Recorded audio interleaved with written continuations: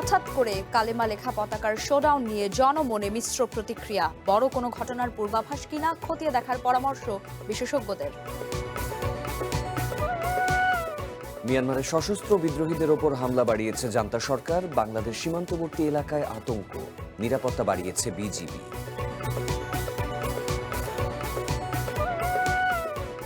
Channel ওয়ানের সংবাদ প্রচারের পর এইচএসসি পরীক্ষা দেওয়ার সুযোগ পাচ্ছেন নাটোরের ৮ শিক্ষার্থী। বোর্ডের বিশেষ সিদ্ধান্তে খুশি পরীক্ষার্থীরা। শোক ও শ্রদ্ধায় খামেনিকে বিদায়ের প্রস্তুতি। ইরানের ইতিহাসে সবচেয়ে বড় শেষকৃত্য। তেহরানের শতাধিক দেশের রাষ্ট্রনেতা ও কূটনীতি। এবং বিশ্বকাপের নকআউট পর্বে কাল ভোরে মাঠে নামছে আর্জেন্টিনা। ইতিহাস গড়ার স্বপ্ন নিয়ে প্রস্তুত প্রতিপক্ষ কেপ ভার্দে।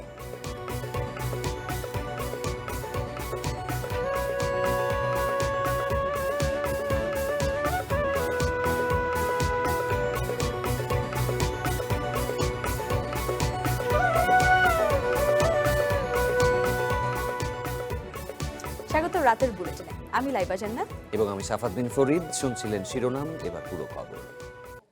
হঠাৎ করেই রাজধানী সহ দেশের বিভিন্ন জায়গায় ওড়ানো হচ্ছে কালেমা লেখা পতাকা। চলছে শোডাউন। এ নিয়ে জনমনে তৈরি হয়েছে কৌতূহল। নিরাপত্তা বিশ্লেষকরা বলছেন, কালেমা লেখা পতাকা নিয়ে উন্মাদনার পেছনে কোনো রাজনৈতিক উদ্দেশ্য আছে কিনা বা অন্য কোনো দেশের ইন্ধন আছে কিনা তাও খতিয়ে দেখা প্রয়োজন। এটি বড় কোনো ঘটনার পূর্বাভাস কিনা তাও খতিয়ে দেখার পরামর্শ দিচ্ছেন তারা।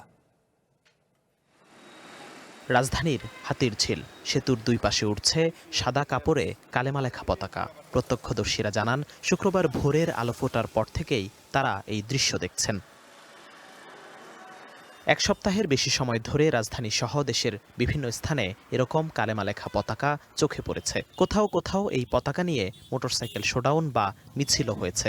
ঢাকা নারায়ণগঞ্জ সড়কের দুই পাশে বিভিন্ন ফ্লাইওভার সহ নানা জায়গায় এমন পতাকা কে বা কারা রাতের আঁধারে লাগিয়ে চলে যাচ্ছে তা নিয়ে জনমনে আছে নানা প্রশ্ন।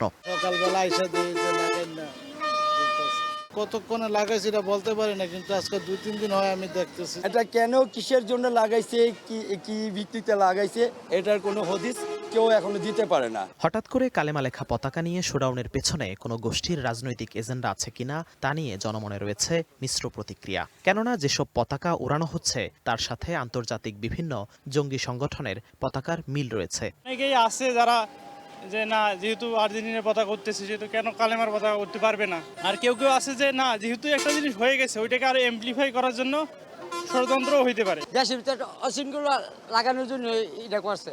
ক্লিয়ার, হয়তো দিনও লাগাইতে পারতো, দিনে লাগাইলে মানুষের দেখতো বা বুঝতো। কালেমার এসব পতাকা প্রস্তুত করে গত কয়েকদিন অনলাইনে প্রচারণা চালিয়ে এবং দোকানে বিক্রি করে আসছিল কোনাবাড়ির আল বারাকা নামে এই প্রতিষ্ঠানটি। তবে আইনশৃঙ্খলা বাহিনীর বাধায় দোকান থেকে পতাকা সরিয়ে ফেলা হয়েছে। সোশ্যাল মিডিয়া থেকেও সরিয়ে নেওয়া হয়েছে পতাকার বিজ্ঞাপন। ধরেন আপনি অর্ডার করছেন, আপনাকে আমরা প্রোডাক্ট দিচ্ছি, এরপরে আপনি কি কোন উদ্দেশ্যে নিচ্ছেন এটা তো আমরা জানি না। তো পরে যখন প্রশাসনের লোক আসছে, আসার পরে না করছে, আমরা অফ করে দিয়েছি বিক্রি করা। ঢাকা বিশ্ববিদ্যালয়ের এই অধ্যাপক বলছেন, ইসলাম কোনো উগ্রতাকে সমর্থন করে না। তার মতে পতাকার মাধ্যমে ধর্মীয় প্রচার মন্দ নয়, কিন্তু তার পেছনে অন্য কোনো কারণ আছে কিনা তা খতিয়ে দেখা দরকার। কারো যদি মোটিভ খারাপ হয় সেটা গোয়েন্দা সংস্থা দেখবে। দুষ্টামি করতে চাইলে ধরতে হবে। তো ইসলাম কখনোই কোনো উগ্রতা, অন্যের প্রতি হামলা, সহাবস্থান বিরোধী কোনো কিছুকে সমর্থন করে না, করবেও না। দেশে কোনো জঙ্গি নেই। সরকারের দায়িত্বশীলদের এমন বক্তব্যকে বিপজ্জনক বলে মনে করেন এই নিরাপত্তা বিশ্লেষক। তার মতে হঠাৎ করে কালেমা লেখা পতাকা নিয়ে উন্মাদনার পেছনে অন্য কোনো দেশের ইন্ধন আছে কিনা বা এটি বড় কোনো ঘটনার পূর্বাভাস কিনা তা খতিয়ে দেখা উচিত। জঙ্গি আর উত্থান হবে না, এই ধরনের স্টেটমেন্ট খুবই ডেঞ্জারাস। বিগত কিছুদিন আত্মপ্রকাশ করেনি তার মানে এই নয় যে তারা ভেতরে ভেতরে সংগঠিত হয়নি। এটা কি ভেতরের, বাংলাদেশের ভেতরের কিছু গোষ্ঠী করছে, নাকি বাইরের ইন্ধনে বাংলাদেশে অবস্থানরত বেশ কিছু লোক বা গোষ্ঠী সেটাকে আত্মপ্রকাশ করছে? সো আবার ক্ষুদ্র ক্ষুদ্র এইসব ঘটনা বড় ঘটনার কোনো পূর্বাভাস কিনা এটাকেও কিন্তু দেখতে হবে। জুলাই অভ্যুত্থানের পরে দেশে ধর্মীয় উগ্রবাদী গোষ্ঠীর বিকাশ ঘটেছে এমন অভিযোগের পক্ষে বিপক্ষে মত থাকলেও বিশ্বকাপ ফুটবলের বিরুদ্ধে হঠাৎ করে কালেমা লেখা পতাকা নিয়ে শোডাউন নতুন করে ধর্মীয় উন্মাদনা ও উগ্রতার বিষয়গুলো সামনে আনছে বলে মনে করছেন বিশ্লেষকরা। জিহাদুল ইসলাম, ওয়ান নিউজ, ঢাকা। বাংলাদেশের প্রধানমন্ত্রী তারেক রহমানের সাম্প্রতিক চায়না সফর এবং দুই দেশের সম্পর্কের গতিপথের ওপর নজর রাখছে ভারত। শুক্রবার সাপ্তাহিক প্রেস ব্রিফিংয়ে এই কথা জানিয়েছেন ভারতের পররাষ্ট্র মন্ত্রণালয়ের মুখপাত্র রণধীর জয়সওয়াল। সেই সাথে চায়নার সাথে বাংলাদেশের তিস্তা প্রকল্প নিয়েও কথা বলেন তিনি। जो भी इश्यूज होते हैं उस पे हम लोग ध्यान रखते हैं। আমরা আমাদের এলাকার এই ধরনের সমস্ত ঘটনা নিবিড়ভাবে পর্যবেক্ষণ করি এবং প্রয়োজন অনুযায়ী যথাযথ ব্যবস্থা গ্রহণ করি। বাংলাদেশের প্রকল্পগুলোর জন্য আমাদের উন্নয়নমূলক সহায়তা একটি পারস্পরিকভাবে সম্মত রোডম্যাপের উপর ভিত্তি করে দেওয়া হয়, যা নিয়মিত পর্যালোচনা করা হয়। তিস্তা নদী প্রকল্প নিয়ে আমাদের দৃষ্টিভঙ্গি আগেই বাংলাদেশকে জানানো হয়েছে। ভারতের সামগ্রিক নীতির ক্ষেত্রে বাংলাদেশের সংশ্লিষ্ট সমস্ত ঘটনা প্রবাহকেই বিবেচনায় রাখা হবে। India's development assistance. সশস্ত্র বিদ্রোহী গোষ্ঠীর বিরুদ্ধে অভিযান জোরদার করেছে মিয়ানমারের জান্তা বাহিনী। দেশটির উত্তর পশ্চিমাঞ্চল সহ বাংলাদেশের সীমান্তবর্তী রাখাইন রাজ্যেও চলছে ব্যাপক সংঘর্ষ। বেশ কিছুদিন বিরতির পর মিয়ানমারে আবারও সংঘাতে বাংলাদেশ সীমান্তবর্তী এলাকায় ছড়িয়ে পড়েছে আতঙ্ক। রোহিঙ্গা অনুপ্রবেশ ঠেকাতে সীমান্তের নিরাপত্তা জোরদার করেছে বিজিবি। কয়দিন আগেও মিয়ানমারের জান্তা সেনাদের বিরুদ্ধে বড় প্রতিরোধ গড়ে তুলেছিল দেশটির সশস্ত্র গোষ্ঠী এবং বিদ্রোহীরা। তবে সাম্প্রতিক সময়ে দেশটির সামরিক বাহিনীকে ঢেলে সাজানো এবং চায়না রাশিয়ার সহায়তায় ঘুরে দাঁড়াচ্ছে জান্তা সেনারা। সেই সাথে মিয়ানমারের ভেতরে ক্রমশ কোণঠাসা হচ্ছে বিদ্রোহীরা। গত কয়েকদিনে বেশ কয়েকটি রাজ্যে হামলা জোরদার করেছে জান্তা সেনারা। উত্তর পশ্চিমাঞ্চলে অবস্থিত সাগাইং অঞ্চলে দফায় দফায় হামলা হচ্ছে। সেই সাথে বিদ্রোহী গোষ্ঠীগুলোর নিজেদের মধ্যকার রক্তক্ষয়ী সংঘর্ষে সাগাইং এবং কাচিন রাজ্যের প্রধান সড়কে আটকা পড়েছে শত শত যানবাহন। গত ১.৫ বছর ধরে বাংলাদেশের সীমান্ত ঘেঁষা মিয়ানমারের রাখাইনের মংডু এবং বুথিডং এলাকায় আরাকান আর্মির নিয়ন্ত্রণে। তারই ধারাবাহিকতায় নতুন করে মংডু এবং আশেপাশের এলাকায় বিমান হামলা চালাচ্ছে জান্তা বাহিনী। ১ বছরের বেশি সময় পর মিয়ানমারের রাখাইন রাজ্যে দফায় দফায় গোলা এবং মর্টার শেলের বিস্ফোরণে কেঁপে উঠছে এপারের টেকনাফ সীমান্ত। এতে সীমান্তের এপারে বসবাসরত বাংলাদেশিদের মধ্যেও আতঙ্ক দেখা দিয়েছে। তবে রোহিঙ্গা অনুপ্রবেশ রোধে সীমান্তে সতর্ক অবস্থায় বিজিবি। বর্তমান পরিস্থিতি বিবেচনায় বর্ডার গার্ড বাংলাদেশ সীমান্তে সর্বদা সতর্ক অবস্থানে আছে। প্রশাসন বলছে রোহিঙ্গা অনুপ্রবেশ ঠেকাতে সীমান্তে বিজিবি এবং কোস্টগার্ড সর্বোচ্চ সতর্ক অবস্থানে রয়েছে। পাশাপাশি আতঙ্কিত না হতে সীমান্তবাসীকেও আশ্বস্ত করা হয়েছে। Masud Rana, one international desk. মিয়ানমারের রাখাইন রাজ্যে জান্তা বাহিনীর কয়েক দফায় বিমান হামলা ও সংঘাতের প্রভাব পড়ছে টেকনাফ সীমান্তে। গত কয়েকদিনে বিস্ফোরণের বিকট শব্দে টেকনাফ সহ সীমান্তবর্তী এলাকায় আতঙ্ক ছড়িয়ে পড়েছে। সেখানকার সবশেষ পরিস্থিতি জানাচ্ছেন FM সুমন। মিয়ানমারের আভ্যন্তরীণ সংঘাতে আতঙ্ক ছড়িয়েছে টেকনাফের বিভিন্ন অঞ্চলে। এই আতঙ্ক দূরীকরণে এবং সীমান্তে কড়া পাহারায় রয়েছে বিজিবি। আজকে সন্ধ্যায় একটি মহড়া দিয়েছে নাফ নদীতে বর্ডার গার্ড বিজিবি। আমরা দেখেছি তারা নাফ নদীর বিভিন্ন জায়গায় সতর্ক অবস্থানে থাকতে। তারা বলছেন একজন রোহিঙ্গাও যেন বাংলাদেশে অবৈধভাবে অনুপ্রবেশ ঘটতে না পারে সে বিষয়ে প্রশাসনের সঙ্গে তারা কাজ করছেন। আমরা দেখেছি বর্ডার গার্ড বিজিবির ঊর্ধ্বতন কর্মকর্তারাও এই মহড়ায় অংশ নিয়েছেন। আমরা যেটি দেখেছি সেটি হচ্ছে তারা সতর্ক অবস্থানে রয়েছে যেন বাংলাদেশে একজন রোহিঙ্গাও অনুপ্রবেশ ঘটতে না পারে। সে সঙ্গে স্থানীয়দের নিরাপত্তা এবং টেকনাফের আতঙ্কিত মানুষের নিরাপত্তায় তারা বেশ কাজ করছে। বিশেষ করে টেকনাফের বিভিন্ন পয়েন্টে তাদের সরব উপস্থিতি লক্ষ্য করা গেছে। চ্যানেল ওয়ানের সংবাদ প্রকাশের পর এইচএসসি পরীক্ষার সুযোগ পেলেন প্রবেশপত্র না পাওয়া নাটোরের আব্দুল্লাপুর সরকারি কলেজের ৮ জন পরীক্ষার্থী। সংবাদটি নজরে আসার পর শিক্ষামন্ত্রীর নির্দেশে তাদের পরীক্ষা দেওয়ার অনুমতি দেয় রাজশাহী শিক্ষা বোর্ড। কর্তৃপক্ষের এই সিদ্ধান্তে খুশি পরীক্ষার্থী এবং তাদের পরিবার। এই ঘটনায় অভিযুক্ত অফিস সহকারী অমিত কুমার সরকারকে গ্রেপ্তার করেছে পুলিশ। স্যাররা অনেক চেষ্টা করেছে আমার অ্যাডমিট ঠিক করতে, কিন্তু সর্বশেষ পর্যন্ত চেষ্টা করেছে, কিন্তু ব্যাংক বন্ধ থাকার কারণে পরীক্ষার আগের দিন আমার ফর্ম ঠিক করতে পারেনি। নাটোরের লালপুর উপজেলার আব্দুলপুর সরকারি কলেজের বিজ্ঞান বিভাগের শিক্ষার্থী ইশরাত জাহান সুসি পরীক্ষার শুরুর দিন প্রবেশপত্র না পেয়ে কলেজ প্রাঙ্গণেই কান্নায় ভেঙে পড়ে মেয়েটি। সহপাঠীরা যখন পরীক্ষার হলে বাবাকে সঙ্গে নিয়ে নানা দপ্তরে ঘুরেও সমাধান পায়নি সুচি। তবে চ্যানেল ওয়ানের সংবাদ প্রচারের পর নড়েচড়ে বসে সংশ্লিষ্ট কর্তৃপক্ষ। শিক্ষা বোর্ডে তলব করা হয় কলেজের অধ্যক্ষ মোহাম্মদ মামুদুর রহমানকে। পরে শিক্ষা মন্ত্রণালয়ে অনুষ্ঠিত বৈঠকে প্রতারণার শিকার ৮ শিক্ষার্থীকে পরীক্ষায় অংশ নেওয়ার অনুমোদন দেওয়া হয়। ফলে তারা শনিবারের পরীক্ষায় অংশ নিতে পারবে। এ খবরে স্বস্তি ফিরেছে শিক্ষার্থী ও তাদের পরিবারের মাঝে। শিক্ষার্থী ইশরাত জাহান সুচি বলেন, পরীক্ষা দিতে না পারার কষ্টে তিনি ভেঙে পড়েছিলেন। চ্যানেল ওয়ানের সংবাদ প্রকাশের পর পরীক্ষায় অংশ নেওয়ার সুযোগ পেয়ে তিনি আনন্দিত ও কৃতজ্ঞ। পরীক্ষা না দিয়ে তো আমার অবস্থা কি হয়েছিল আপনারা তো জানেনই। তাহলে এখন আমি পরীক্ষা দিতে পারবো, আমি অনেক খুশি। আমি এখন কালকে থেকে পরীক্ষা দিব।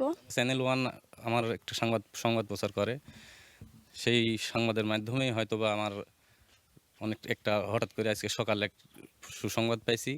প্রিন্সিপাল সাহেব আমাকে ফোন করে বললো যে আপনার মেয়ে পরীক্ষা দিতে পারবে, এই আশ্বস্ত করেছে। এদিকে পরীক্ষায় অংশগ্রহণের সুযোগ পেয়ে বাকি 7 পরীক্ষার্থীও নতুন উদ্যমে প্রস্তুতি নিচ্ছে। কলেজের অধ্যক্ষ মোহাম্মদ মামুদুর রহমান জানান, আগের পরীক্ষাটির বিষয়টিও বিশেষ বিবেচনা করবে শিক্ষা বোর্ড। মেয়েটার সুবাদে বাকি 8 জনই ওরা এই মানে ফর্ম পূরণের প্রক্রিয়াধীন আর কি, এবং কালকের পরীক্ষায় হয়তো ওরা বসবে। তো আমি বললাম যে দেখেন ওদের তো একটা পরীক্ষা হয়ে গেল, তাহলে সেটার কি হবে? তো বলছে ওটা বিশেষ ব্যবস্থাপনায় বোর্ড চাইলে পরীক্ষা নেবে, না হলে তাদের জন্য কি সিদ্ধান্ত নেবে সেটা বোর্ড পরে ভাববে। চ্যানেল ওয়ানের সংবাদ প্রকাশের পর দ্রুত পদক্ষেপে পরীক্ষায় অংশগ্রহণের সুযোগ পেলেন প্রতারণার শিকার 8 শিক্ষার্থী। শনিবার থেকেই পরীক্ষা দিতে পারবেন তারা। তবে এমন ঘটনায় দায়ীদের বিরুদ্ধে কি ব্যবস্থা নেওয়া হয় সেদিকেই এখন নজর সংশ্লিষ্টদের। Nazmul Hasan, one news, Natore. দেশের বিভিন্ন স্থানে নদ নদীর পানি কমতে থাকলেও বাড়ছে ভাঙন। বিলীন হচ্ছে ঘরবাড়ি, ফসলি জমি, বিভিন্ন প্রতিষ্ঠান। জামালপুরে ব্রহ্মপুত্র নদের ভাঙন আতঙ্কে রয়েছে 100 পরিবার। স্থানীয়দের অভিযোগ, ভাঙন প্রতিরোধে কার্যকর উদ্যোগ নিচ্ছে না পানি উন্নয়ন বোর্ড। জামালপুরের সদর, ইসলামপুর, দেওয়ানগঞ্জ, বকশীগঞ্জ ও সরিষাবাড়ির নতুন নতুন এলাকা প্রতিদিনই ব্রহ্মপুত্র নদের করাল গ্রাসের কবলে পড়ছে। তীব্র ভাঙন দেখা দিয়েছে নদ তীরবর্তী বেশ কয়েকটি এলাকায়। বেশি ঝুঁকিতে পড়েছে মেলান্দহ উপজেলার শ্যামপুর ইউনিয়নের টুপকারচর ও বকশীগঞ্জ উপজেলার মেরুচর ইউনিয়নের ফকিরপাড়া, শান্তিনগর, বাঘাডোবা ও ভাটি কলকিহারা গ্রাম, সদরের লক্ষ্মীরচর, সরিষাবাড়ি, পিকনা সহ বেশ কিছু স্থান। এরই মধ্যে মেলান্দহ ও বকশীগঞ্জ উপজেলার 2টি স্থানে 6 কিলোমিটার এলাকা ব্রহ্মপুত্রে বিলীন হয়েছে। নদীর গর্ভে হারিয়ে যাচ্ছে চরাঞ্চলে অসহায় মানুষের ঘরবাড়ি ও বিস্তীর্ণ ফসলের মাঠ। অসহায় মানুষদের পাশে দাঁড়ানোর আশ্বাস দিয়েছেন স্থানীয় জনপ্রতিনিধি। ঘরবাড়ি, গুচ্ছগ্রাম, গুরুস্থান, মসজিদ ভাঙা খুব শুরু হয়েছে, কিন্তু আমার ইউনিয়ন পরিষদ ইউনুসারের বললে আমাদের যতদূর সাহায্য করার দরকার আমি সাহায্য করব। স্থানীয়দের অভিযোগ, ভাঙন রোধে কোনো পদক্ষেপ নেয়নি পানি উন্নয়ন বোর্ড। স্থানীয় প্রশাসনের পক্ষ থেকেও করা হয়নি কোনো যোগাযোগ। আমরা গরু ছাগল নিয়ে কোনো থাকুন, কোনো দামু আমাদের নাই জমিন। নদীর কিনারে একটি গুচ্ছ গ্রাম রয়েছে, এই গুচ্ছ গ্রামটাও প্রায় নদীর বিলীন হতে যাচ্ছে।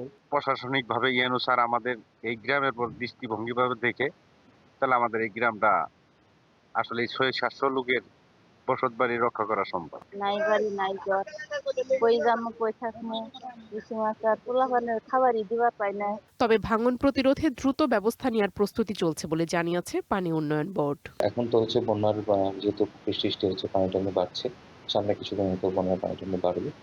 বাট আমরা বন্যার যাতে নদী পাড়টা যেন ভেঙে আনা যায় এরকম যত দ্রুত সম্ভব আমরা ব্যবস্থা গ্রহণ করার চেষ্টা করছি। এদিকে গাইবান্ধার তিস্তা, যমুনা, ব্রহ্মপুত্র সহ সব নদীর পানি কমছে, কিন্তু বেড়েছে স্রোত। পানি উন্নয়ন বোর্ড জানিয়েছে অন্তত 43টি পয়েন্টে বেড়েছে ভাঙনের তীব্রতা। ঘরবাড়ি, ফসলি জমি বিলীন হচ্ছে নদীগর্ভে।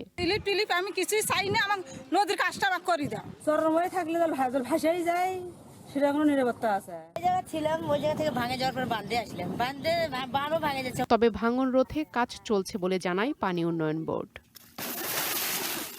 প্রিয়া কুন্ডু, ওয়ান ন্যাশনাল ডেস্ক। 100 বছরেরও বেশি সময় ধরে শিক্ষা ছড়িয়ে আসে একটি সরকারি প্রাথমিক বিদ্যালয়, কিন্তু সেই বিদ্যালয় এখন আর নেই। যমুনার ভয়াল ভাঙনে নদী গর্ভে ষষ্ঠবারের মতো বিলীন হয়েছে ভবন, কিন্তু থেমে নেই পাঠদান। বগুড়ার সারিয়াকান্দি উপজেলার দুর্গম চরাঞ্চলে বন্যা নিয়ন্ত্রণ বাঁধের ওপর শিক্ষকদের উদ্যোগে অস্থায়ী টিনের ছাউনির নিচে চলছে ক্লাস। শুধু স্কুল নয়, প্রতিদিন এখানে ভাঙছে ঘরবাড়ি, সরিয়ে নেওয়া হচ্ছে মসজিদ, গোয়ালঘর, বসতভিটা। না, এটি কোনো বিদ্যালয়ের ভবন নয়, তবে এটাই এখন শ্রেণী কার্যক্রমের আপাতত আশ্রয়। বগুড়ার সারিয়াকান্দি উপজেলার হাটশেরপুর ইউনিয়নের চক্রধীনাথ সরকারি প্রাথমিক বিদ্যালয়ের ভারপ্রাপ্ত প্রধান শিক্ষক জিন্না আলম যমুনা নদীর বন্যা নিয়ন্ত্রণ বাঁধের উপরে কোনো রকমে আশ্রয় নিয়ে পরম মমতায় দিচ্ছেন পাঠ। অথচ কিছুদিন আগেও সবই ছিল ঠিকঠাক। সেই পাকা ভবন, শ্রেণীকক্ষ সবই এখন বিলীন যমুনার গর্ভে। আমাদের বাড়ি ঘর তো মনে করেন 2 বছর 4 বছর বাদে বাদে এরকম ভাঙাচোরা হয়। আসলে আপনার কাইত মাস মধ্যে নদী ভাঙতে থাকে। স্কুলে পৌঁছানো যেন প্রতিদিনের আরেক পরীক্ষা। সুজাতপুর চরসহ বিভিন্ন চরাঞ্চল থেকে ছোট ছোট শিক্ষার্থীরা দীর্ঘ পথ হেঁটে আসে নদীর ঘাটে। তারপর খেয়া নৌকায় যমুনা পার হয়ে আবার হাঁটতে হয় বিদ্যালয় পর্যন্ত। আবহাওয়া খারাপ হলে সেই যাত্রাও থেমে যায়। তবুও ক্লাস মিস করতে চায় না এই শিশুরা। স্কুল ভেঙে গেছে, আমরা পড়াশোনা করতে পারছি না। বৃষ্টির জন্য গা ভিজে যায়, আবার হলে ব্যাগ ভিজে যায়, খাতা বই ভিজে যায়। যমুনার থাবায় বিদ্যালয় হারিয়ে গেলেও এখানকার শিক্ষকরা হার মানেননি। নিজেদের উদ্যোগে বন্যা নিয়ন্ত্রণ বাঁধের উপর তৈরি করেছেন অস্থায়ী টিনের ছাউনি। সেখানেই চলছে পাঠদান। তবে বৃষ্টি নামলেই পানিতে ভিজে যায় বই, খাতা, ভিজে যায় শিশুরাও। প্রায় 6 বার বিদ্যালয়টি নদী ভাঙ্গনে পতিত হয়। বাঁধের পাশে ছাপরা ঘরের নিচে পাঠদান কার্যক্রম পরিচালনা করে আসতেছি। কর্তৃপক্ষের কাছে আমার অনুরোধ, অতি দ্রুত আমাদের এই বিদ্যালয়টা একটা নির্দিষ্ট জায়গায় স্থাপন করে পড়াশোনার জন্য একটা উপযুক্ত পরিবেশ তৈরি করে দেওয়া হবে। স্থানীয়রা বলছেন, গেল জুনের মাঝামাঝি থেকে শুরু হওয়া ভাঙনে দিনরাত আতঙ্কে বসবাস করছেন নদী পাড়ের মানুষ। অনেকেই ভাঙনের আগেই আশঙ্কা থেকে খুলে নিচ্ছেন নিজেদের ঘরবাড়ি, সরিয়ে নিচ্ছেন মসজিদ থেকে গোয়ালঘর, বাঁচানোর চেষ্টা করছেন শেষ সম্বলটুকু। 2 থেকে 250 পরিবার নদী গর্ভে বিলীন হয়ে গেছে। মাছ দিয়ে হলে আমরা ভাঙচুর করেছি। নিজের জায়গা নাই তো, মানুষের জায়গায় আসন্ন অনেক, সরকার যদি কোনো একটা বুদ্ধি করে দিত। জেলা প্রশাসন বলছে, বিদ্যালয়টির বিকল্প ব্যবস্থা, ক্ষতিগ্রস্তদের পুনর্বাসন এবং সরকারি সহায়তা নিশ্চিত করতে কাজ চলছে। পানি উন্নয়ন বোর্ড কাজ করছে। কিছু জায়গায় যেখানে ভাঙন প্রতিরোধ করার জন্য টেম্পোরারি কাজ করতে হবে সেটা চলতেছে, আর দীর্ঘমেয়াদীর জন্য আবার প্রপোজাল আছে। যমুনা তীরের প্রায় 8 থেকে 10 কিলোমিটার এলাকা জুড়ে গেল 15 দিন ধরে চলছে নদী ভাঙন। কামালপুর, হাটশেরপুর, শিমুলতাইর, হাসনাপাড়া, ইছামারা, দড়িপাড়া ও কর্ণিবাড়ি সহ একের পর এক গ্রাম রীতিমতো হুমকিতে। বিলীন হতে চলেছে চক্রতীনাথের মতো অসংখ্য শিক্ষা প্রতিষ্ঠানও। Rakib Jewel, one news, Bogura. প্রয়াত সর্বোচ্চ নেতা আয়াতুল্লাহ আলী খামেনিকে বিদায় জানাচ্ছে ইরান। শেষবারের মতো জনসাধারণের শ্রদ্ধা নিবেদনে খামেনির মরদেহ আনা হয়েছে তেহরানের গ্র্যান্ড মোসাল্লা মসজিদে। ইরানের সাবেক সর্বোচ্চ নেতার প্রতি শ্রদ্ধা জানাতে তেহরানে পৌঁছাতে শুরু করেছেন শতাধিক বিদেশি রাষ্ট্রনেতা ও কূটনীতিক। খামেনিকে শেষ শ্রদ্ধা জানাতে 2 কোটি মানুষ অংশ নিতে পারেন বলে ধারণা করা হচ্ছে। 1989 সালে রুহুল্লাহ খোমেনির মৃত্যুর পর 36 বছরের বেশি সময় নেতৃত্ব দিয়ে ইরানের সমার্থক শব্দ হয়ে উঠেছিলেন সাবেক সর্বোচ্চ নেতা আয়াতুল্লাহ আলী খামেনি। খোমেনির নেতৃত্বে ইসলামী বিপ্লবে পতন ঘটেছিল পাহলভি শাসনের, আর আইআরজিসি সহ সামরিক, আধা সামরিক ও আঞ্চলিক বাহিনী গঠনের মাধ্যমে আজকের ইরানের যে শক্তি তা গড়ে উঠেছিল আয়াতুল্লাহ খামেনির মাধ্যমে। গত 28 ফেব্রুয়ারি ইসরায়েল আমেরিকার হামলার প্রথম দিনেই নিজ বাসভবনে নিহত হন তিনি। প্রয়াত এই নেতাকে শেষ বিদায় জানাতে শুরু করেছে তেহরান। শনিবার সর্বস্তরের মানুষের শ্রদ্ধা নিবেদনের জন্য তেহরানের গ্র্যান্ড মুসল্লা মসজিদে আনা হয় তার মরদেহ। শেষকৃত্যের 7 দিনের আনুষ্ঠানিকতা ও জানাজায় 2 কোটি মানুষ অংশ নেবেন বলে ধারণা করা হচ্ছে। ইরান ও ইরাকের বিভিন্ন শহরে চলবে নানা আনুষ্ঠানিকতার আয়োজন। খামেনির প্রতি শ্রদ্ধা জানাতে চায়না, রাশিয়া, ভারত, পাকিস্তান, আফগানিস্তান, বাংলাদেশ সহ বিশ্বের বহু দেশের প্রতিনিধিরা তেহরানে জড়ো হচ্ছেন। রাষ্ট্রনেতাদের পাশাপাশি বিভিন্ন দেশের কূটনীতিক, ধর্মীয় নেতারাও অংশ নিচ্ছেন এতে। তেহরানের বিভিন্ন স্থানে মিছিল ও আনুষ্ঠানিকতার পর দেশটির আরেক পবিত্র শহর কওমে নেওয়া হবে খামেনির মরদেহ। বুধবার নাজাফ ইন্টারন্যাশনাল এয়ারপোর্টে ইরাকি কর্তৃপক্ষ খামেনির মরদেহ গ্রহণ করবেন। নাজাফ সহ ইরাকের বিভিন্ন স্থানে আনুষ্ঠানিকতার পর কারবালায় নেওয়া হবে খামেনিকে। বৃহস্পতিবার নিজের জন্মস্থান ইরানের মাশহাদ শহরে হবে খামেনির বিদায়ের চূড়ান্ত আনুষ্ঠানিকতা। ইমাম রেজা মাজারে দাফন করা হবে এই নেতাকে। খামেনির দাফন ও জানাজাকে ঘিরে ইরান জুড়ে নেওয়া হয়েছে কড়া নিরাপত্তা ব্যবস্থা। যে কোনো ধরনের হুমকি ও আগ্রাসনের বিরুদ্ধে আমেরিকা ও ইসরায়েলকে কঠোর হুঁশিয়ারি দিয়েছে আইআরজিসি। এদিকে প্রয়াত সর্বোচ্চ নেতা আয়াতুল্লাহ খামেনির শেষকৃত্যে ছেলে মোজতবা খামেনির অংশগ্রহণ অনেকটাই অনিশ্চিত। তবে আয়োজন ঘিরে প্রকাশ্যে এসেছেন প্রভাবশালী আইআরজিসির প্রধান জেনারেল আহমদ ফাহিদি। গণমাধ্যমের ছবিতে সাবেক সর্বোচ্চ নেতার কফিনের পাশে বসে থাকতে দেখা যায় তাকে। আইআরজিসির সাবেক প্রধানের মৃত্যুর পর দায়িত্ব নেয়া এই নেতাই এখন আমেরিকার বিরুদ্ধে যুদ্ধ ও সমঝোতার কঠোর নীতিতে সবচেয়ে গুরুত্বপূর্ণ ভূমিকা রাখছেন বলে ধারণা করা হচ্ছে। দেশটির বর্তমান সর্বোচ্চ নেতা মোজতবা খামেনির সাথে সরাসরি যোগাযোগ থাকা অল্প কয়েকজনের মধ্যে ভাহিদিও অন্যতম। যুদ্ধে ভাহিদিকে হত্যার চেষ্টা করলেও এই নেতাকে শনাক্ত করতে পারেনি তেল আবিব। মার্জিয়া উপমা, ওয়ান ইন্টারন্যাশনাল ডেস্ক। ইরানের প্রয়াত সর্বোচ্চ ধর্মীয় নেতা আয়াতুল্লাহ আলী খামেনির মরদেহে শ্রদ্ধা জানিয়েছেন জাতীয় সংসদের স্পিকার হাফিজ উদ্দিন আহমদ। শুক্রবার খামেনির মরদেহে শ্রদ্ধার পাশাপাশি ইরানের স্পিকার মোহাম্মদ বাগের গালিবাফের সাথে বৈঠক করেন তিনি। স্পিকার গালিবাফ ইরানের প্রয়াত সর্বোচ্চ নেতা খামেনির রাষ্ট্রীয় দাফন অনুষ্ঠান উপলক্ষে স্পিকার ও বাংলাদেশের প্রতিনিধি দলকে উষ্ণ অভ্যর্থনা জানান। স্পিকার গালিবাফকে পারস্পরিক সুবিধাজনক সময়ে বাংলাদেশ সফরের আমন্ত্রণ জানান হাফিজ উদ্দিন আহমেদ। রাষ্ট্রীয় অনুষ্ঠানে বাংলাদেশ প্রতিনিধি দলের নেতৃত্ব দিতে স্পিকার গতকালকে তেহরানে পৌঁছান।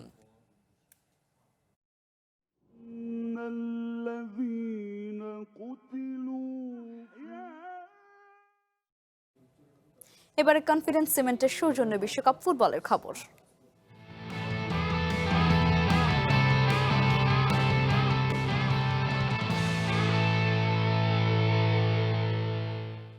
বিশ্বকাপের নকআউট পর্বে আজ ভোর 4টায় মাঠে নামছে বর্তমান চ্যাম্পিয়ন আর্জেন্টিনা। শেষ 16 নিশ্চিত করে শিরোপা ধরে রাখার মিশনে আরেক ধাপ এগিয়ে যেতে চায় লিওনেল মেসির দল। তবে প্রথমবারের মতো নকআউট পর্বে উঠে ইতিহাস গড়ার স্বপ্ন নিয়ে প্রস্তুত কেপ ভার্দেও। দুই কোচই প্রতিপক্ষকে যথেষ্ট সম্মান দেখিয়ে সতর্ক থাকার বার্তা দিয়েছেন। বিশ্বকাপে শেষ 16 নিশ্চিতের লক্ষ্যে রাতে মাঠে নামতে যাচ্ছে আর্জেন্টিনা এবং কেপ ভার্দে। মেসি বাহিনীর কাছে যেখানে শিরোপা ধরে রাখতে আরও এক ধাপ এগিয়ে যাবার সুযোগ, ভোজিনহাদের কাছে ম্যাচটি হয়ে উঠেছে ইতিহাস গড়ার বড় মঞ্চ। এই ম্যাচ ঘিরে চলছে নানা নাটকীয়তা। গণক থেকে প্রযুক্তি, যে যার অবস্থান থেকে করে যাচ্ছে ভবিষ্যৎবাণী। তবে সতর্ক অবস্থানে আছেন আর্জেন্টাইন মাস্টারমাইন্ড লিওনেল স্কালোনি। সংবাদ সম্মেলনে স্কালোনি জানান, আমরা ভালো অবস্থায় আছি, তবে এখানে ভুল করার কোনো সুযোগ নেই। এটি এমন একটি ম্যাচ যেখানে হারলেই বিশ্বকাপ শেষ, তাই প্রতিপক্ষকে পূর্ণ সম্মান দিয়েই মাঠে নামতে হবে। তবে প্রতিপক্ষ আর্জেন্টিনাকে ঠিকই সমীহ করছে প্রথমবারের মতো বিশ্বকাপের নকআউট পর্বে খেলতে আসা কেপ ভার্দে। সংবাদ সম্মেলনে কোচ বুবিস্তা জানান, আর্জেন্টিনার বিপক্ষে ম্যাচটি তাদের জীবনের সবচেয়ে বড় ম্যাচ। তবে বিশ্ব চ্যাম্পিয়নদের বিপক্ষে খেলতে নামার আগে তার দল আছে নির্ভীক। মাঠের খেলার পাশাপাশি মাঠের বাইরেও এই ম্যাচ ঘিরে দুই দলকে বাড়তি সতর্ক থাকতে হচ্ছে, কারণ ম্যাচ ডেতে মায়ামির আবহাওয়ায় থাকছে দুর্যোগের আভাস। ম্যাচের সময় মায়ামির তাপমাত্রা 32 ডিগ্রি সেলসিয়াসের কাছাকাছি থাকার পাশাপাশি রয়েছে বৃষ্টির সম্ভাবনাও, যা আর্দ্রতা আরও বাড়িয়ে দিতে পারে বলে ধারণা করা হচ্ছে। আর এই নিয়ে উদ্বেগ প্রকাশ করেছেন স্কালোনি। তিনি বলেন, ম্যাচটি রাতে আয়োজন করা যেত। এটি শুধু আর্জেন্টিনার জন্য নয়, দুই দলের জন্যই একই বিষয়। আমি অভিযোগ করছি ম্যাচের মান নিয়ে। বিকেলে এত গরমে খেলা হলে স্বাভাবিকভাবেই ফুটবলের মান প্রভাবিত হবে। তবে ম্যাচের আগে ভ্রমণ জটিলতা কিংবা অনুশীলনের পর্যাপ্ত সুযোগ না পেয়ে আর্জেন্টিনা যেমন কিছুটা চাপে থাকবে, বিপরীতে প্রথমবারের মতো বিশ্বকাপের শেষ 16তে জায়গা করে নেওয়া কেপ ভার্দেও মুখে আছে নিজেদের সেরাটা দিয়ে জয় ছিনিয়ে আনতে। Tasnim Ahmed Arnab, one sports desk. মৌলভীবাজারের সীমান্ত দিয়ে অবৈধভাবে 10 জনকে পুশিন করেছে বিএসএফ। তবে বিজিবি তাদের আটক করে কোনো বৈধ কাগজপত্র না থাকায় ভারতে পুশব্যাক করেছে। ভোরে জুড়ি উপজেলার গোয়ালবাড়ি ইউনিয়নের কচুরগুল সীমান্ত দিয়ে বিএসএফ তাদের পুশিনের চেষ্টা করলে বিজিবি তাদের প্রতিরোধ করে। বিজিবি জানায়, বিএসএফ স্থানীয় দালাল, নির্দিষ্ট নেটওয়ার্ক এবং গুপ্তচরদের ব্যবহার করে নতুন কৌশলে ওই নারী পুরুষদের বাংলাদেশে পাঠানোর চেষ্টা করেছে।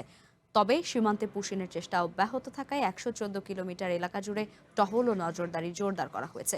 পাশাপাশি স্থানীয় প্রশাসন ও আইনশৃঙ্খলা বাহিনীর সঙ্গে সমন্বয় করে নিরাপত্তা ব্যবস্থা আরও শক্তিশালী করা হয়েছে। বেশ কয়েকদিন ধরে পুশিনের বেশ কিছু চেষ্টা চলেছে। আমাদের সীমান্তের সচেতন নাগরিক, তাদের সহায়তায় আমরা সকল রকমের পুশিন প্রতিহত করতে পেরেছি। আমাদের দিনে রাতে টহল বৃদ্ধি হয়েছে, আমাদের গোয়েন্দা নজরদারি বৃদ্ধি হয়েছে। জামায়াত কোনো গণতান্ত্রিক রাজনৈতিক দল নয় বলে মন্তব্য করেছেন বিএনপি মহাসচিব ও স্থানীয় সরকার, পল্লী উন্নয়ন ও সমবায় মন্ত্রী মির্জা ফখরুল ইসলাম আলমগীর। বিকেলে ঠাকুরগাঁও জেলা বিএনপির বর্ধিত সভায় মির্জা ফখরুল বলেছেন, জামায়াত শরিয়া ভিত্তিক রাষ্ট্র প্রতিষ্ঠার রাজনীতি করলেও তা বাংলাদেশের মানুষের প্রত্যাশা ও রাজনৈতিক বাস্তবতার সাথে সামঞ্জস্যপূর্ণ নয়। সংবিধান সংশোধনের আলোচনায় জামায়াতকে অংশ নেওয়ার আহ্বান জানানো হলেও দলটি রাজপথে কর্মসূচি বেছে নিয়েছে বলেও জানান মির্জা ফখরুল।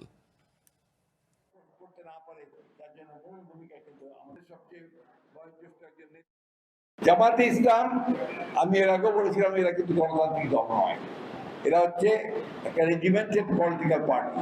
তাদের একটা নির্দিষ্ট গোল আছে, লক্ষ্য আছে, সেই গোলে তারা পৌঁছতে চায়। অর্থাৎ এখানে শরিয়া ভিত্তিক একটা ইসলামিক রাষ্ট্র তারা তৈরি করতে চায়, যেটা আমার এখানকার বাংলাদেশের মানুষের সঙ্গে যায় না। স্বাধীনতা ও সার্বভৌমত্বের প্রশ্নে কারো সঙ্গে কোনো আপোষ নয় বলে মন্তব্য করেছেন জামায়াতের আমির ডাক্তার শফিকুর রহমান। প্রয়োজনে দেশপ্রেম ও ইমানি শক্তি নিয়ে বর্ডার গার্ড বাংলাদেশ বিজিবির পাশে দাঁড়ানোর ঘোষণা দেন তিনি। সকালে নেত্রকোনা সার্কিট হাউসের সম্মেলন কক্ষে স্থানীয় সাংবাদিকদের সঙ্গে এক মতবিনিময় সভায় বিরোধী দলীয় নেতা বলেন, মাদকের অপব্যবহার এবং আসক্তির নির্দিষ্ট বয়সসীমার মধ্যে আবদ্ধ নেই। কিশোর থেকে শুরু করে বৃদ্ধ সব বয়সের মানুষই আক্রান্ত হচ্ছে। এটি নির্মূলে ভূমিকা রাখতে স্বরাষ্ট্রমন্ত্রীর প্রতি আহ্বান জানান তিনি। এ সময় তিনি নেত্রকোনার চীনামাটির পাহাড়, হাওর, নদ নদী ও তথ্য প্রযুক্তি ভিত্তিক উন্নয়নের সম্ভাবনা নিয়েও আলোচনা করেন। পরে জেলা জামায়াতের ষান্মাসিক রুকন সম্মেলনে যোগ দেন তিনি।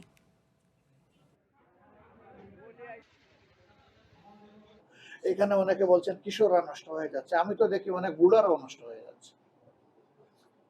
এই মাদকের সাথে এখন তো শুধু কিশোর নেই, এটার ব্যাপকতা এখন আর কোনো বয়স মানে না, বয়স সীমা অতিক্রম করে অন্য জায়গায় চলে গেছে। আর শুধু মাদক সেবন করেই ধ্বংস হচ্ছে না, মাদক লালন করে এর চাইতে বেশি সমাজকে ধ্বংস করতেছে। অবশ্য সেই দিন একজন সরকারদলীয় সংসদ সদস্য চমৎকারই বলেছেন যে মাদকের সবচেয়ে বড় চালান আসে স্বরাষ্ট্রমন্ত্রীর বাড়ির এলাকাতে। উনি জানেন না এই চালান কিভাবে আসে? যে সংসদের ভিতরে অনেক ব্যাপারেই তিনি অনেক ভূমিকা রাখেন। আমরা দেখতে চাই যে তার মন্ত্রণালয়ের ভূমিকাটা তার বাড়ির থেকে শুরু হোক।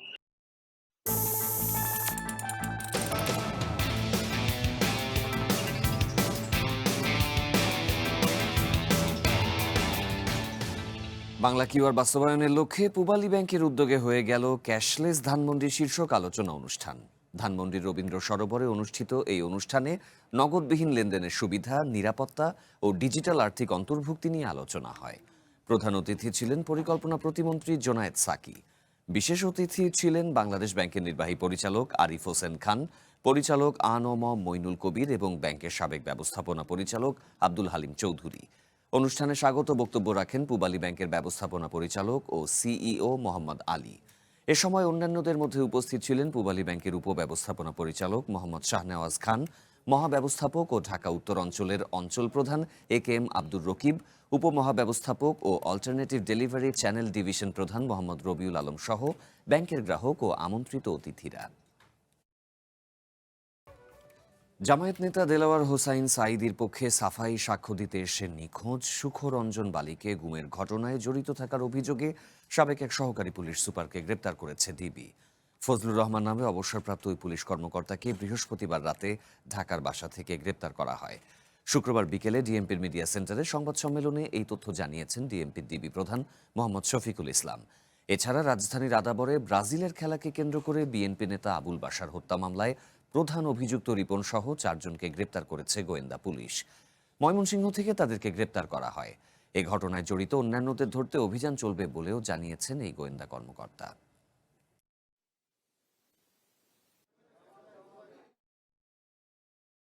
দেলোয়ার হোসেন সাইদের যে মামলার একজন সাক্ষী কিডন্যাপ হয়েছিল শৌকরঞ্জন বালি, সেই কিডন্যাপের সঙ্গে সে সরাসরি জড়িত ছিল। এই তথ্য প্রমাণের ভিত্তিতে আমরা তাকে গতকাল রাত্রে 10টার দিকে নিজ বাসভবন বাড্ডা থেকে নিয়ে এসে আমরা রিকুইজিশন বলে আন্তর্জাতিক অপরাধ ট্রাইব্যুনালকে তাকে হস্তান্তর করেছে। সে তখন ডিবিতে কর্মরত ছিল এবং তাকে যে হাইকোর্টের মাজার থেকে কিডন্যাপ করে নিয়ে যাওয়া হয়েছিল, সে এবং তার টিম প্রত্যক্ষভাবে জড়িত ছিল। মাইক্রোবাস থেকে নামার সঙ্গে সঙ্গে সে তার গালে বোধহয় একটা চট দিয়েছিল বা আঘাত করেছিল, করে তার শার্টটা ধরে তাকে মাইক্রোবাসে উঠায় নিয়ে গেছে।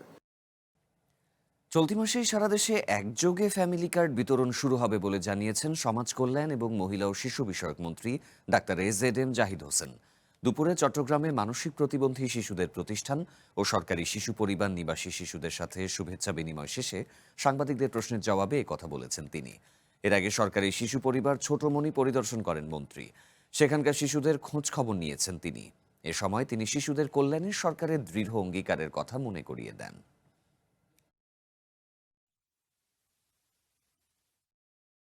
এই জুলাই মাস থেকে সারা বাংলাদেশে একযোগে 300টি নির্বাচনী এলাকায় ফ্যামিলি কার্ডের কর্মসূচি আমাদের বিভাগীয় কমিশনার, জেলা প্রশাসক, এই পুলিশ প্রশাসন অর্থাৎ প্রশাসনের সার্বিক সহযোগিতায় সারা বাংলাদেশে একসাথে আমাদের ফ্যামিলি কার্ডের কর্মসূচি চালু হবে। পাইলটিং আমরা শেষ করেছি।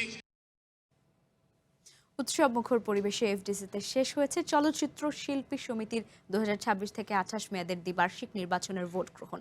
মোট 573 জন ভোটারের মাঝে ভোটাধিকার প্রয়োগ করেছেন 480 জন শিল্পী।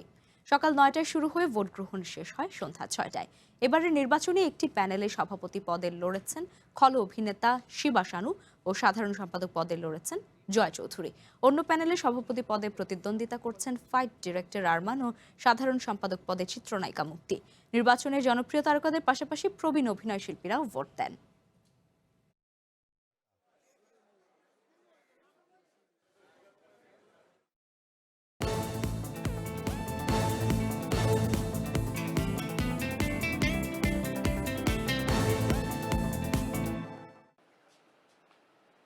বৈশ্বিক পরিস্থিতির সঙ্গে সমন্বয় করে সরকার এলপিজি সিলিন্ডারের দাম কমিয়েছে বলে জানিয়েছেন বিদ্যুৎ ও জ্বালানি প্রতিমন্ত্রী আনিন্দ ইসলাম অমিত। দুপুরে যশোর সার্কিট হাউসে জেলার পল্লী বিদ্যুৎ সমিতি ও পল্লী বিদ্যুতায়ন বোর্ডের কর্মকর্তাদের সঙ্গে মতবিনিময় শেষে সাংবাদিকদের প্রশ্নের জবাবে তিনি বলেন, মধ্যপ্রাচ্য সংকটে জ্বালানির দাম বেড়েছিল, তবে আন্তর্জাতিক বাজারে পরিবর্তন আসায় মূল্য সমন্বয় করা হয়েছে।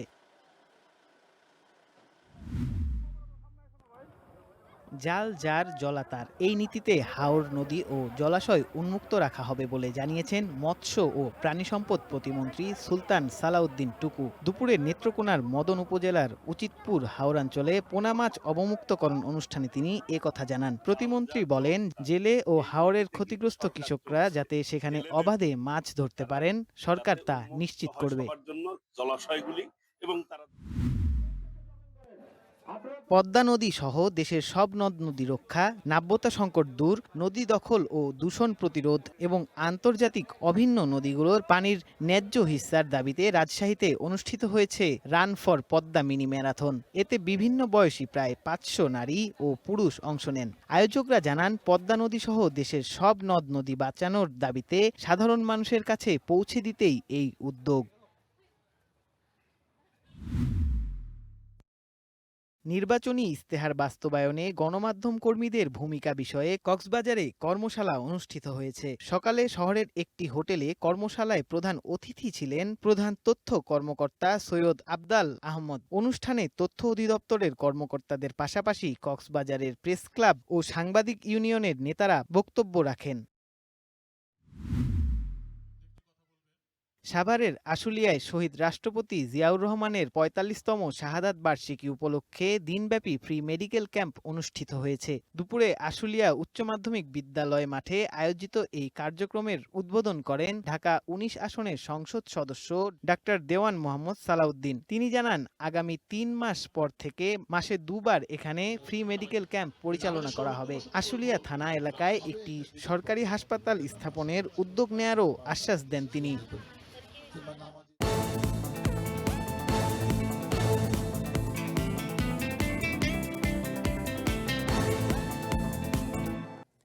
চলতি মাসের তৃতীয় সপ্তাহে শুরু হতে পারে আমেরিকা ও ইরানের মধ্যকার সরাসরি আলোচনা। পারমাণবিক ইস্যু বাদ দিয়ে কাতারের রাজধানী দোহায় এই আলোচনা হবে বলে জানিয়েছে মধ্যস্থতাকারী দেশ পাকিস্তান।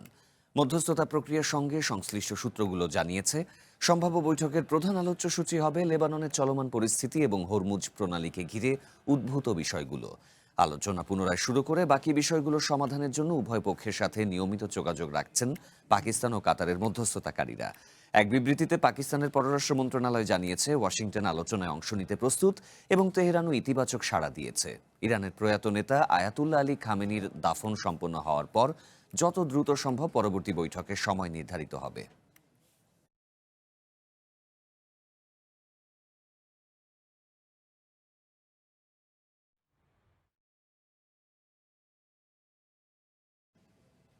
হরমুজ প্রণালী কোনোভাবেই আগ্রাসী আমেরিকার খেলার মাঠ নয়, বরং এটি ইসলামী প্রজাতন্ত্র ইরানের অবিসংবাদিত সার্বভৌমত্বের এলাকা, এমন সতর্কবার্তা দিয়েছে তেহরান। গুরুত্বপূর্ণ এই জলপথে ওয়াশিংটনের ক্রমবর্ধমান উপস্থিতির বিরুদ্ধে তীব্র ক্ষোভ জানিয়ে এমন কঠোর হুঁশিয়ারি দেয় দেশটি। ইরানের সশস্ত্র বাহিনীর খাতাম আল আম্বিয়া কেন্দ্রীয় সদর দফতর থেকে প্রকাশিত এক বিবৃতিতে বলা হয়, হরমুজ প্রণালী দিয়ে চলাচলকারী সমস্ত বাণিজ্যিক জাহাজকে নিরাপদ যাতায়াতের স্বার্থে ইরান কর্তৃক নির্ধারিত সামুদ্রিক রুট বা নিয়মকানুন মেনে চলতে বাধ্য করা হবে। জলপথটিতে আমেরিকার যে কোনো ধরনের উস্কানি বা হস্তক্ষেপের বিরুদ্ধে ইরানের সশস্ত্র বাহিনী অত্যন্ত সিদ্ধান্তমূলক এবং দ্রুত জবাব দেবে বলেও স্পষ্টভাবে উল্লেখ করা হয় বিবৃতিতে।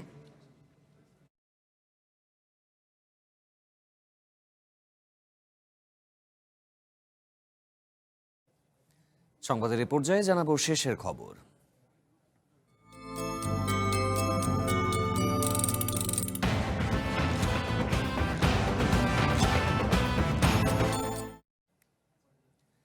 জনপ্রিয় পপ তারকা টেইলর সুইফট ও ফুটবল তারকা ট্র্যাভিস কেলসির বিয়ের গুঞ্জন রূপ নিচ্ছে বাস্তবের এক জমকালো অনুষ্ঠানে।